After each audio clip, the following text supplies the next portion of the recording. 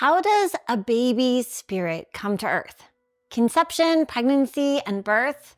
It's pretty magical after all. Because, at one moment there's just this one person, and then at another moment there are two. Spiritually, when and how does that happen? In today's video, I want to explore with you the spiritual journey that a soul takes on its path from the other side to earth. And in case this is our first time meeting, I'm Marie Burwald, and I love everything to do with pregnancy and birth. I'm a holistic health coach, and generally, I make videos that focus on bringing you the best science-based practices for a healthier, happier pregnancy. But I'm also endlessly curious about the spiritual questions of our existence. And I believe that there is wisdom in many of our religious and spiritual traditions from across our globe. And maybe, like me, you're curious too. Curious about these new little souls joining us on our planet. Do they choose us? Are we predestined? Is it chance? So if you're watching this, I'm hoping that by the end of this video, you'll be inspired, convinced that there is more going on here than we could ever see. And that this journey to creation is sacred and amazing. And a bit mysterious too. Like, when does life begin? Does it begin at the first breath, like it says in Genesis? Or the first time you feel a baby move? Or maybe with the first heartbeat? Or at conception? There are no clear medical answers to this. And at its heart, this is more of a spiritual rather than medical question. And what I'd like to share with you are perspectives from different spiritual traditions across our globe. And what my intuition tells me what might be going on based on my over 20 years of guiding these new little souls earthside. And because this subject fascinates me, over the years, I've asked priests, ministers, midwives, spiritual teachers, yoga gurus, and just about anyone else who will talk to me about how this process might occur. And the answers come from a shared belief across our planet's diverse religions that we are more than just our body and our mind, that each of us is also a spiritual being. And while the answers that I've got to this question of how a spirit arrives may vary, there are some really cool common themes. And one theme that gets repeated over and over is the idea that there is some greater wisdom which pairs a certain baby to a certain set of parents or parent. Some traditions hold that it is God that chooses the baby for the parents. There are other traditions that see it as a baby's choice, and still others that believe there's a collaboration between God and a baby's soul, and that they choose the parents together. And sometimes it appears that these individuals have something to experience together. Perhaps the baby wishes to be born into a family that rides horses because that is one of the primary experiences that that soul is looking for in this lifetime. Or perhaps there is a spiritual connection between the baby's soul and the parents. It could be a connection that was formed in heaven before either of them came to earth. Or it could be a connection based on a previous lifetime that was shared together. Most of the writing about this process comes from the belief that souls come to earth more than once. As I've grown and changed, my own beliefs have moved more into this direction, but for those of you who hold different beliefs, I'm not asking you to change. Rather, I'm just inviting you to come with me. Be curious, explore the ideas that are currently circulating on our planet about the process of how a soul comes to earth. So, once a soul is set on a path for earthly incarnation, that means as a little soul, I've decided I want to be born. Then the first step to this process is deciding on or matching with one parent or a set of parents. And this process depends on the soul's purpose. For example, if two souls have been together before, perhaps as a mother and daughter set, they may wish to relive that experience.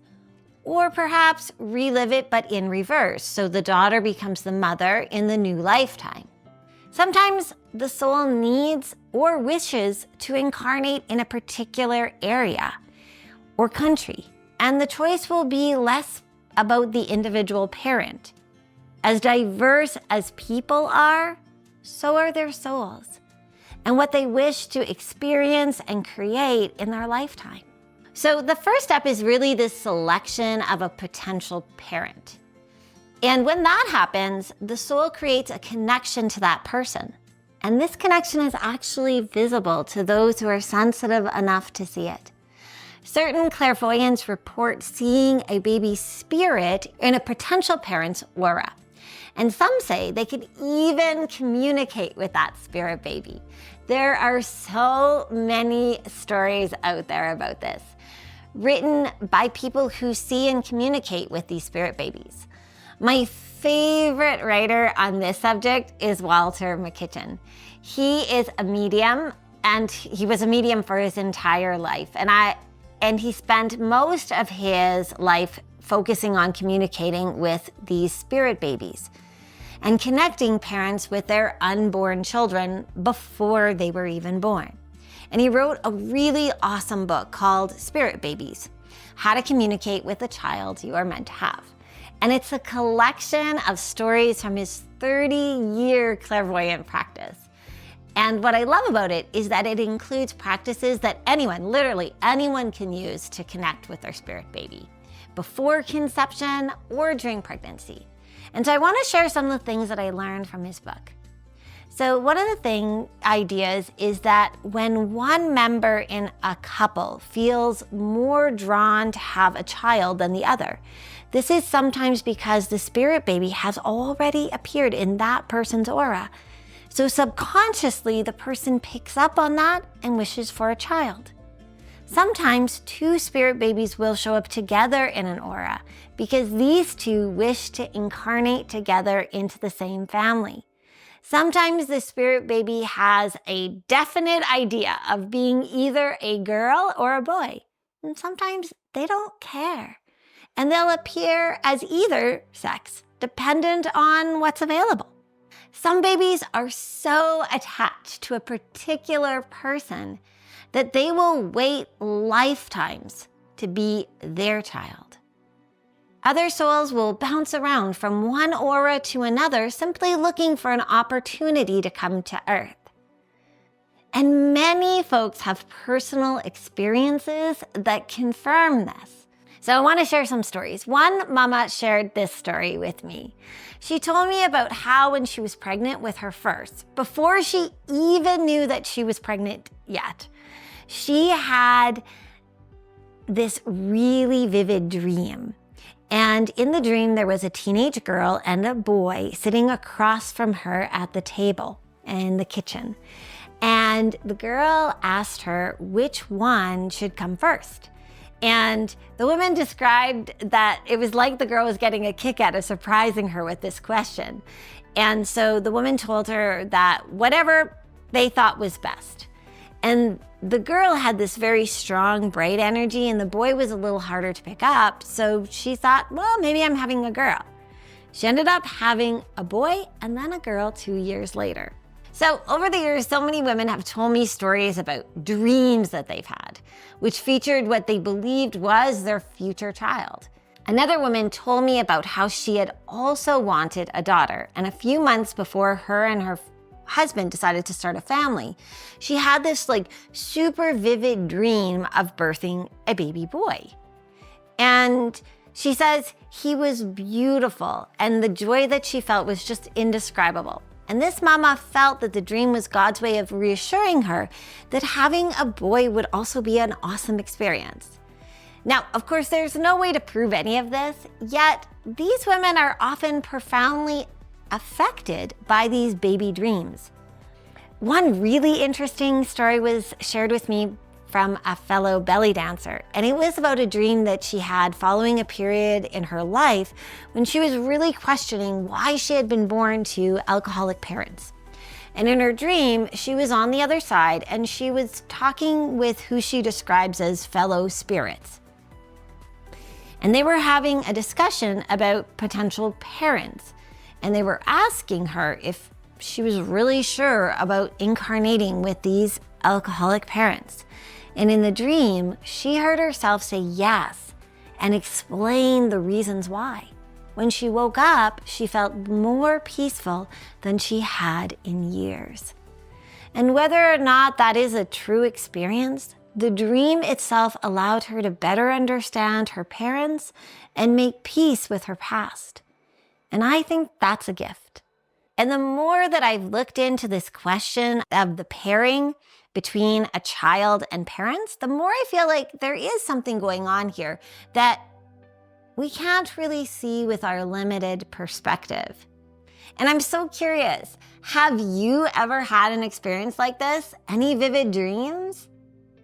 Here's another really curious phenomenon. Now, this one occurs often with really young children, usually under age 5, and they will talk about the subject. Donna shared this story with me that when her son was 3 years old, out of the blue, he told her that he chose her to be his mother. He said he was with other children prior to being born and he was shown these different women and he picked her. Another cool story was from Ashley. Now, Ashley miscarried her first child at 16 weeks and it was a little boy. 6 months later, she got pregnant again with a little girl. When that little girl was 3 years old, Ashley was giving her daughter a bath, and out of the blue, her daughter told her, "Mommy, I used to be in your tummy." Ashley replied, "Yes, you were." And her daughter said, "No, before that time." Well, then Ashley was a bit confused and asked her daughter what she meant.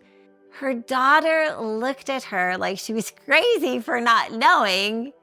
And then she said, "Well, first, I was a boy, but I didn't want to be a boy. So I came back as a girl." Isn't that a bonkers story? And the thing is that there are many, many stories like this when you start to look for them. So it seems that there's a lot going on for babies even before conception. Conception, though, is held to be extremely important in all religious traditions. It appears to be the moment where there is this deep biological and spiritual connection that is made between the soul and the physical seed that will grow into a beautifully formed new human being. Some traditions even hold that there are helpers guiding us along the way. And I love this idea. I think it's so heartwarming to think that our babies have these spirit guides helping them along this journey. My favorite story here comes from the Jewish tradition. It's a midrash, and that means it's an ancient commentary on part of the Hebrew scriptures. So this is a really old story, and it tells the story of Lailah, and she's the angel of conception. Lailah brings each soul and each human seed, the egg and the sperm, together inside the womb, kind of like a midwife, but for souls. And while baby grows inside the womb, Lailah places a lighted candle at the head of the unborn child. And with this candle, the child can see from one end of the world to the other.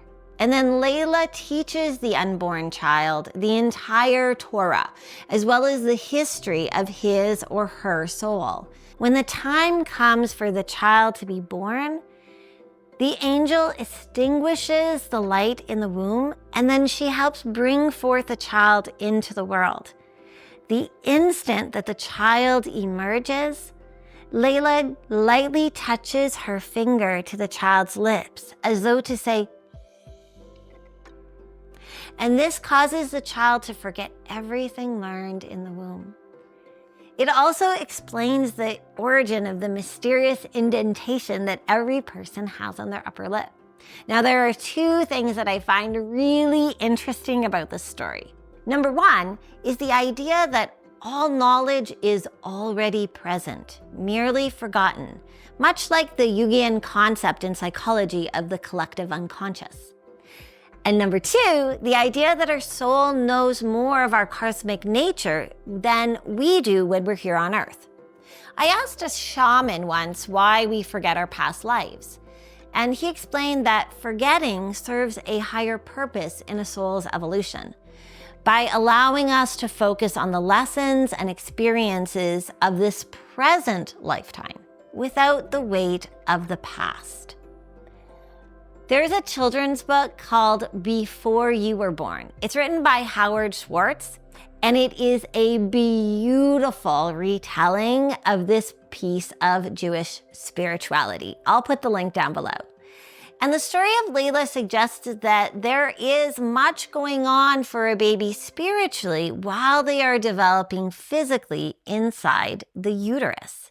Pregnancy really does seem to be this special in-between time where a baby is still connected to the spirit world while also holding a connection to our physical world.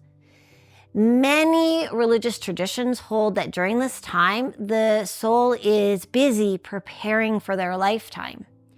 In Walter McKitchen's book, he describes the spirit baby as using this time to assess and process past experiences that will help to shape the new life. In the Sikh tradition, there is even a special ceremony on the 120th day after conception. This is about 4 months into pregnancy, and it's a celebration to mark when the baby's spirit becomes more fully attached to the physical body. In this spiritual tradition, it is believed that during the first trimester, the baby exists mostly energetically and is still largely unaffected by worldly physical influences. And as the fetus develops, so too does the spirit's connection to the earthly form. And during this process, they will have spiritual stuff to do. And it's believed that each soul comes to earth with his or her own spiritual purpose. In addition to this, they also have karma work. So the spirit baby's energy is focused on both creating this physical body and also preparing. As a mom, you're the co-creator in this body-building endeavor. Spirit babies with their enhanced perception can often give mom clues about optimum conditions for development. And I've heard so many stories about moms who are meditating or talking to their spirit baby in their imagination, and then have been prompted to make some adjustments in their lifestyle or diet based on the messages that they felt they received from their babies prenatally. One mama told me that when she got quiet inside and asked, she received a really strong message to drink more water. So she did. Another mom was feeling really guilty about the stress she was experiencing at work and was worried about how that stress might be affecting her baby. So while meditating on this, she asked baby, and she received this image of this beautiful glowing orb around the two of them, and just light pouring down through this orb and washing away all of her stress. And she saw the stress as like this dark, heavy murkiness that was washed away by the light. And so she repeated this meditation often during her pregnancy. And she felt like the image was a gift from her baby that helped her to relieve stress. And if you would like to deepen your spiritual connection to your unborn baby and enhance your communication with baby, then I created a meditation that'll help you do just that. It's totally free. You can find it here on YouTube. I'll put a link right up there to it. So it appears that a baby's spirit and consciousness during pregnancy can bounce between the spirit world and the earthly world. And one bit of science that we can verify is that we know that unborn babies are receptive to the attention of their parents. And most intuitives, as well as science-based fetology researchers, will encourage prenatal connection. And here we actually do have good scientific evidence that babies in the womb are paying attention and that they seem eager to interact with us. The unborn baby is a conscious and sentient being with thoughts, feelings, and memories of their own. So there really is someone to connect with. And here's another truth that is repeated in pretty much every single religious and spiritual tradition. And that is that love is needed for a new soul to blossom. So if you're unsure where to start, I always suggest to start with love. Any activity or visualization or meditation that increases those warm fuzzies towards your baby is a good thing. And if you're looking for connection ideas, check out this video where I share 10 fun and easy ways that you can connect with and communicate with your baby prenatally. I'll put a link. Now, back to that question of love. Love is so important because it's the highest frequency or vibration that we can hold as beings. Spirit babies are coming in from the spirit realm, so they are naturally at a high vibrational energy. These little ones, they are so close to God at this time. Yet as they come into this earthly form, they must match their body's physical vibration. And if mom is in a high state of anxiety or stress, it will lower her vibrational energy. And I actually have a personal experience with this. About 10 years ago, I spent a weekend with a medium that I know, love, and totally trust because I wanted to enhance my own intuition. And one of the most powerful things that we did together was this energy experience with dowsing rods. So dowsing rods pick up subtle energy shifts, and they're often used to find underground water sources if you need to drill a well. The rods hang loosely down vertically, and they cross as they react to a change in energy. And so what happened was I stood at one end of a large room, and the medium walked towards me and asked the rods to detect the edges of my energy field. When she got about 5 feet away from me, the rods crossed. Then she moved back to the other end of the room, and she asked me to worry, to think about something that caused me strong fear. So I did. And again, she walked towards me. This time, she was almost touching me before the rods crossed. The fear had shrunk my energy so much. Then she retreated again and asked me to focus on love. So I thought about my kids, and she took one step, one single step, and the rods crossed. It still gives me goosebumps to this day. That's the power of love. It expands and harmonizes our energy field. Fear, stress, and worry shrink it.